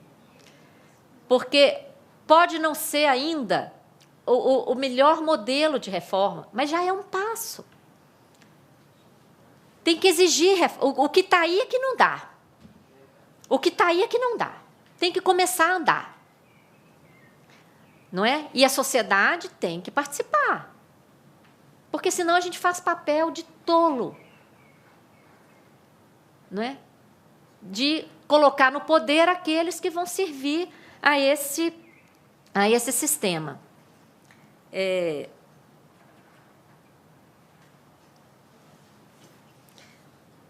Deixa eu ver aqui. O que ficou? Então, Floriano, nós temos que começar assim com a parte técnica, mas com questionamento. Se não sabe o que acontece, fica igual um dos relatórios lá da CPI da dívida. No diagnóstico, ele concorda com as análises técnicas que nós fizemos lá, porque nós assessoramos a CPI da dívida. Nós fizemos mais de 1.000 páginas de análises técnicas, respaldadas em mais de 40 mil documentos. 40 mil páginas de documentos. No diagnóstico, o relatório da CPI concorda que houve anotocismo, que houve isso, que houve contabilização de juros como se fosse amortização, e etc, etc, etc. Só que, na hora da conclusão, o que eles dizem? Mas é assim que funciona. Então, concordo com a Ana Maria, que tem que fazer análise técnica, mas não pode ser uma análise técnica fria. Por isso que a auditoria que a gente pleiteia é uma auditoria transparente, com participação da sociedade civil. Porque senão não vai adiantar nada, vão simplesmente respaldar o que está aí. Entendeu? Por isso é que a gente tem que estudar assim. Aí, querido Joel Câmara, qual é a sua missão? Primeiro, colocar toda a sua sabedoria a serviço da cidadania, né? Compartilhar tudo isso conosco. Estou à sua disposição a 0800. Ó, tem muita testemunha aqui. Vamos, então, incorporá-lo, né? Qual é a sua missão? Venha para o núcleo. Venha estimular os jovens. Não é? E os jovens há mais tempo, como você e eu. Não é? Então... Vou dar meu cartão. Oh. Viu? Muito bom. Aí, tá vendo? Então, de curto prazo, não vejo uma solução de curto prazo, Joel, porque demanda, não é? Demanda toda essa mobilização. Né? Olha lá no Equador, não demorou muito, foi praticamente de um ano para o outro. Mas qual foi a construção feita pela sociedade civil para chegar nesse ponto? Não é? Eu participei lá da comissão de investigação, mas quando eu cheguei lá, já tinha o querido professor Hugo Arias, que já tinha praticamente mapeado tudo, mais ou menos o trabalho que a gente fez na CPI aqui, já tinha um mapa. Você já não caiu no escuro, já tinha um mapa, você já sabia ali onde que você ia aprofundar. E tinha uma equipe só para essa parte que eu trabalhei da dívida externa com bancos privados internacionais, aí respondendo até a pergunta do professor Miragaia, se essa anulação foi também da dívida, de que dívida? Essa anulação foi de títulos da dívida externa. Mas é um processo muito parecido com a nossa dívida interna, viu? Principalmente porque a nossa dívida interna é comprada por bancos estrangeiros. Então, não tem muita diferença. O esquema é o mesmo. Mas o professor Hugo Arias já havia mapeado o problema. Não é? Então, contrataram equipe só dessa parte de investigação de dívida com bancos privados, tinha 50 pessoas contratadas. E vocês sabem quantas pessoas aqui na CPI? 3. Eu, um auditor da Caixa Econômica, mais de 3. 2 agentes administrativos, uma agente administrativo da FUNASA. Na última hora chegaram alguns auditores do Tribunal de Contas, mas assim, já na última hora. Tanto é que a participação deles nos trabalhos ficou até comprometida, porque eles já chegaram na última hora, nem é culpa deles. Tá? Então, gente, tem que ter organização social, tem que ter toda essa nossa questão dos núcleos é para isso, é para fazer formação. Este ano, nós colocamos no ar um curso de 60 horas, mas a próxima edição vai ser de 120 horas. Porque a gente lançou como 60, e quando o pessoal efetivamente fez o curso e contabilizou as horas de leitura, inclusive com vários professores universitários que participaram, disse: esse curso tem que ser no mínimo de 120 horas. Nós vamos fazer uma nova edição desse curso a partir de 1º de fevereiro. Tá? Então, acompanhem a nossa página para a gente aumentar essa formação. Né? A questão técnica que o Felipe colocou desse artigo, eu me lembro de ter lido esse artigo. De fato, gente, se a gente enfrentar o problema da dívida, vocês viram aquele gráfico do orçamento? Tem jeito de colocar ele na tela? Deixa eu ver se eu consigo. É só ir voltando aqui. Atualmente, né, desses 42%, uma grande parte é dívida que está sendo emitida para pagar a própria dívida. E é dívida que está sendo emitida para pagar juros. Né? Esse aqui é melhor. Então, se estancar o processo, realmente não vai sobrar 42. Não é? Porém, vai ser uma revisão impressionante. Porque, como eu disse, não é proibido emitir dívida. Nós podemos, sim, emitir dívida. Mas de uma forma transparente, de uma forma que envolva, inclusive, a sociedade, né, no debate, onde vamos aplicar. Né? É possível fazer um outro planejamento econômico, totalmente distinto. Não é? Então, de fato, não serão 42, se estancar hoje, porque nós vamos parar de emitir dívida para pagar juros, por exemplo. Isso aí já vai dar uma batida.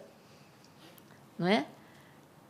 Mas vai ser muito dinheiro. Gente, porque 42%, 1 trilhão, a gente não consegue nem imaginar.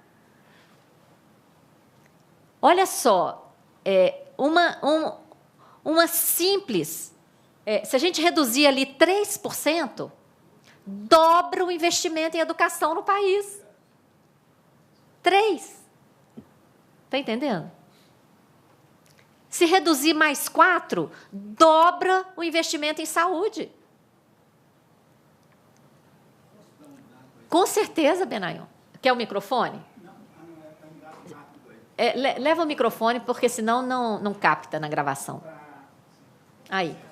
Obrigado. Para bater bem em cima disso aí, né? Então, isso aí é mais ou menos 1 trilhão de reais, um pouco mais, né?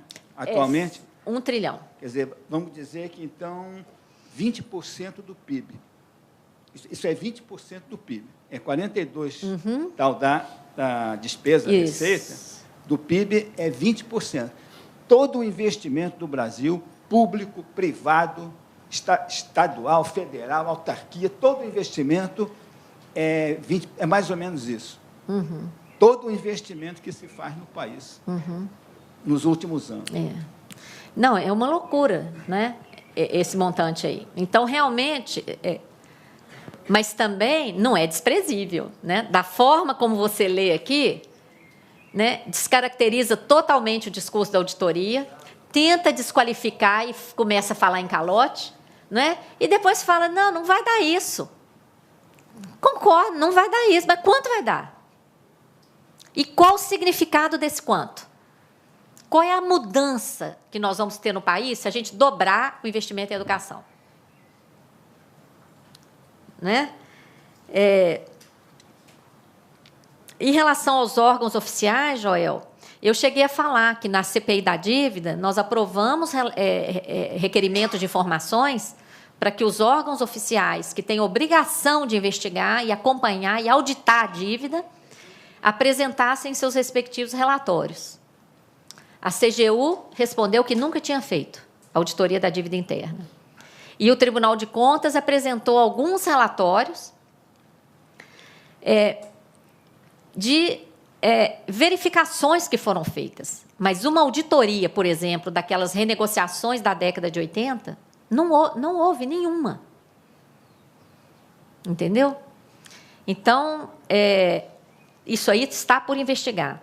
A questão do marco, em 1970, que eu coloco aqui, é porque esse foi o marco da CPI. Quando a CPI foi aprovada, o período aprovado, votado pelos parlamentares, foi de 1970 a 2006. Então, esse foi o marco, foi o período que eu tenho documentos. E, como eu tenho o cacoete de auditora, eu falo do que eu tenho documento. E, antes disso, eu aprendo, inclusive, com o nosso mestre Benayon, que na década de 50, a dívida já era um problemão. Inclusive, com a abertura, né? Eu tenho certeza, na palestra dele, daqui a uns dias, ele vai dar uma ilustração sobre isso e também sobre o que eu mencionei antes dele chegar, a fraude, né, a denúncia de fraude do artigo 166, que ele é autor de um brilhante estudo, que é um verdadeiro relatório de auditoria, porque também é tudo respaldado em documento e prova, né? Então, é por isso que o nosso ponto de partida do gráfico ali é 1970. Falta só do Matheus. Como a grande mídia se beneficia, Matheus? Não. Ah, foi. Foi o outro Matheus. Isso. Então, quem financia os principais anúncios? E quem é proprietário dos grandes... É o quarto poder. Né? Tá tudo interligado. Tá? Então, isso aí também é um grande desafio. Né? E hoje nós temos a mídia social. Né? Nós temos aí a mídia social, a gente tem que colocá-la a nosso serviço. E agradecer profundamente esse veículo de comunicação aqui, por exemplo, da UNB. Não é? Quanta gente hoje está tendo acesso, né, a esse debate. Né? Então, isso vai abrindo, né, mentes, ainda que as pessoas não concordem inteiramente com a gente, vão começar a gerar um questionamento. E é isso que a gente quer. A gente quer aprofundar os debates, acessar a documentação, porque isso é uma questão de direito. Existe um princípio jurídico de direito de acesso à informação. Então, nós temos que acessar essa informação. Né?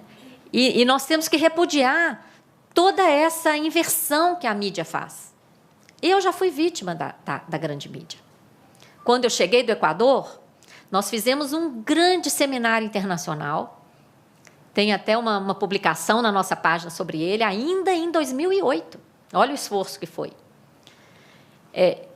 Fizemos um seminário, inclusive com audiência pública no Congresso Nacional, com a participação tanto de parlamentares da Câmara como do Senado, para divulgar o que tinha acontecido lá no Equador. Porque a nossa esperança era que, a partir daquele resultado impressionante, os demais, e diante das semelhanças no processo entre os países latino-americanos, que houvesse uma sequência de auditorias. Não é? Isso, inclusive, chegou a ser discutido no âmbito da ALBA, etc. Então, nós fizemos um seminário aqui. Toda a grande mídia estava presente. Inclusive, a Rede Globo filmou, mas não saiu uma linha, em lugar nenhum. Daí uns dias, houve um escândalo lá, porque o Rafael Correia convocou a mídia internacional para divulgar que ia parar de pagar ao BNDES. Aí houve uma grande repercussão. Aqui no Senado, os discursos dos senadores eram: que história é essa do BNDES fazer empréstimo para o Equador? Naquela época, o BNDES era proibido de fazer empréstimo externo. Que história é essa do BNDES não pagar para do Equador não pagar para o BNDES? Então, quem estava na mira eram as autoridades brasileiras, políticas, do Executivo e do BNDES. Quem estava na mira eram eles. Nesse contexto, um repórter da Globo me liga insistentemente. Eu já tinha voltado do Equador, já estava na ativa, na Receita outra vez. Me liga insistentemente querendo uma entrevista, querendo saber da história da Odebrecht. Eu falei: olha, eu não tenho, o que eu tenho a falar sobre isso é o que está nos jornais, porque eu não trabalhei com isso.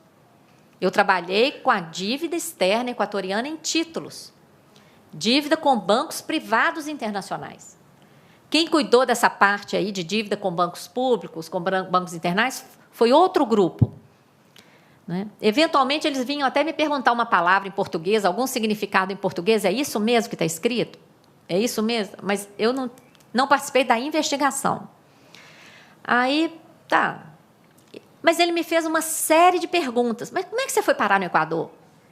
Por que você fez lá? Como é que é isso? Uma série de perguntas. Só sei que, para encurtar, no domingo, sai estampado no jornal: Brasil empresta auditora. E o resultado é um calote contra o país. Entendeu? Quem estava no foco, que eram as autoridades, lá nos discursos no Senado e na Câmara, imediatamente saíram do foco. E eu guardo até hoje os depoimentos de vários parlamentares. Esta mulher, era eu, tem que vir aqui prestar esclarecimentos. Entendeu? Eu sei que, em resumo, eu fui parar no hospital, né? Porque você imagina, depois daquele desgaste todo, eu ainda viro traidora da pátria? O que é isso? Né? Ajudei um país, tive a honra, essa vida me proporcionou isso, gente. Meu trabalho ajudou, né, a equipe que ajudou o país a mudar a realidade. Né? Eu chego aqui, a gente faz um seminário e, de repente, minha cara nos jornais, minhas tias de mais de 80 anos, lá do Rio, me ligando: Lucinha, que mesmo que você fez lá no Equador? Né? Porque elas leem o Globo, né? Eu não leio. Né? Então, olha, então é assim que lucra a grande mídia. Quanto jornal eles venderam, né? Porque o escândalo vem de jornal. Né? E eu tive que pagar advogado do meu bolso. Perdi, né? Perdi, mas recorri até o Supremo. Perdi. Né? O que eles consideraram? Que eu não sofri nenhum dano, não. Na medida em que o jornal anunciou que eu fui convidada pelo presidente de outro país, isso significa que eu sou competente, porque, senão, eu não teria sido convidada. Então, equilibrou. Agora, com que tom que eles anunciaram que eu fui parar lá? Qual foi a mensagem? Eu fui assistir o julgamento aqui do tribunal, aqui em Brasília. Um dos julgadores chegou a dizer: quando eu li à primeira vista, realmente eu achei que havia um dano mesmo, mas depois, quando eu reli aqui no processo. Agora, eu pergunto a vocês: quem lê jornal, lê, relê? Você lê e fica com aquela impressão. Né? Tanto é que, imediatamente, vários blogs requentaram. Né? A grande mídia ela é associada a uma série de blogs. Né? Eles requentaram isso. Né? Quer dar calote? Contrata uma auditora. E coisas desse tipo, entendeu? Infames. Então, é assim que ganha e é assim que funciona o esquema. Né? Mas, como eu sou movida a desafios e eu acho que a força da verdade ela supera tudo, fico tranquila e continuamos trabalhando. Não é isso? Vamos que vamos. Contando com a participação de vocês. Eu acho que já esgotamos o tempo? Ou podemos mais? Se tiver pergunta, pô, o Flávio é que manda. Se tiver alguma tréplica, gente, porque o tempo está esgotando, tem que ser bem objetivo. Peraí, o microfone para você. É o seguinte, a dívida... Eu pergunto, a senhora teve acesso, lhe deram acesso ao mapa de gerenciamento da dívida ativa da União? Por quê?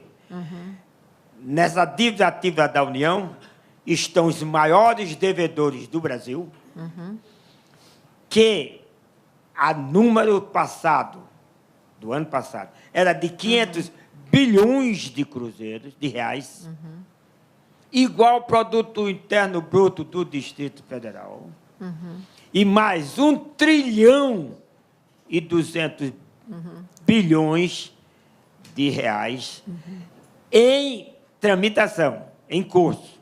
Essa é a dívida já irrecorrível. Eles têm esse documento secreto. A senhora não teve condições de ter acesso a esse documento, porque eu tive subversivamente, né? Subversivamente, contrariando as normas, a lei, nós tivemos acesso a esse mapa. Pergunto, não deram acesso à senhora? Não, nós nem buscamos, porque a dívida ativa, gente, é o crédito da União, né? É o que pessoas, empresas, bancos devem para a União. Então, é a parte do crédito. nessa auditoria, nessa CPI, a gente investigou o que o país deve, o que os estados devem, o que os municípios devem. Tá? Nós não chegamos a investigar, até porque a gente não teria perna com essa equipe de meia dúzia de pessoas. Né? Então, nós não olhamos essa parte. Mas o senhor tem razão, é um ponto que também a sociedade civil tem que olhar, principalmente quem são os devedores, né?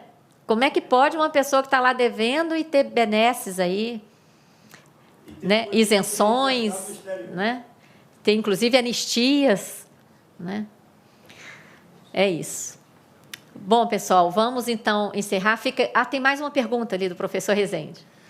Maria Lúcia, parabéns pela apresentação, comovente. Obrigada. Eu tenho uma pergunta objetiva e rápida.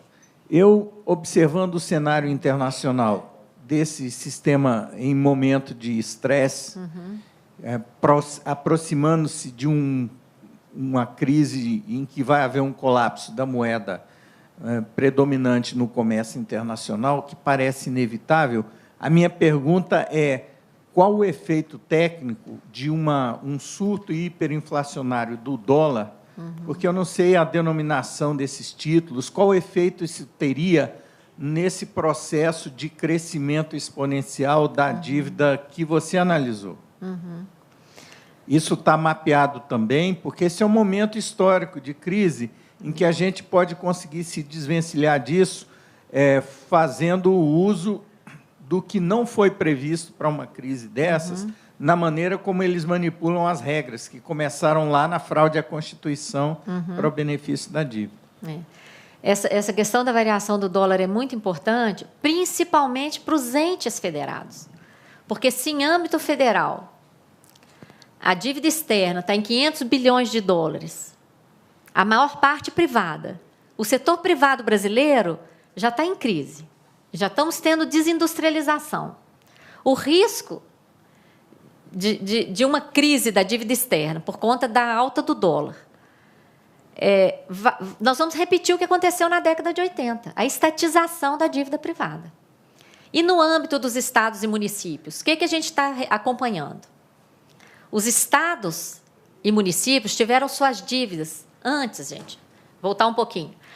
Antes de 97, estados e municípios tinham autorização de se endividar diretamente, até com o exterior, de endividar com bancos nacionais, com bancos estrangeiros. Antes de 93, eles podiam até emitir títulos, estados e municípios.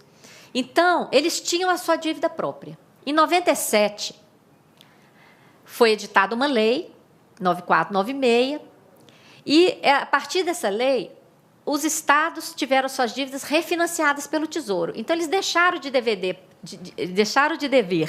para aqueles credores anteriores e passaram a dever única e exclusivamente para a União. As condições desse refinanciamento foram tão absurdas, tão onerosas. Inclusive, foi um refinanciamento também ditado pelo FMI. Olha só, uma operação interna ditada pelo FMI. O que está acontecendo nos últimos anos? As condições desse refinanciamento de estados e municípios com a União ficaram tão onerosas que eles passaram a ser estimulados a se endividar junto a bancos privados internacionais e junto ao Banco Mundial para pagar para a União.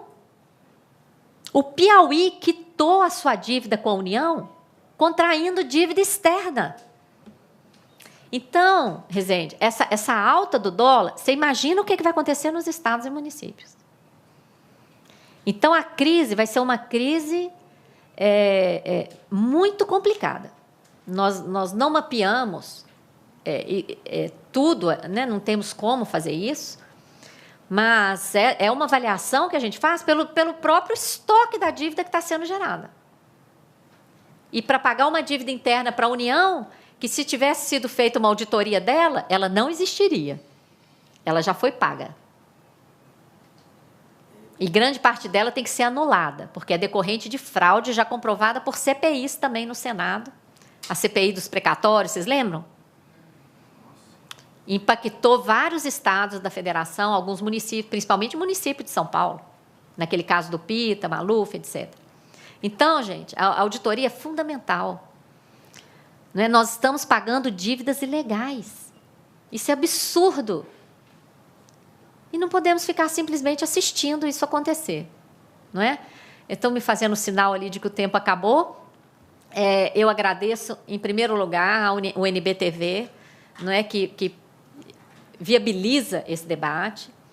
E agradeço a todos vocês que participaram aqui presencialmente. Eu sei o quanto é difícil hoje em dia deslocar, né, das nossas atividades para um auditório.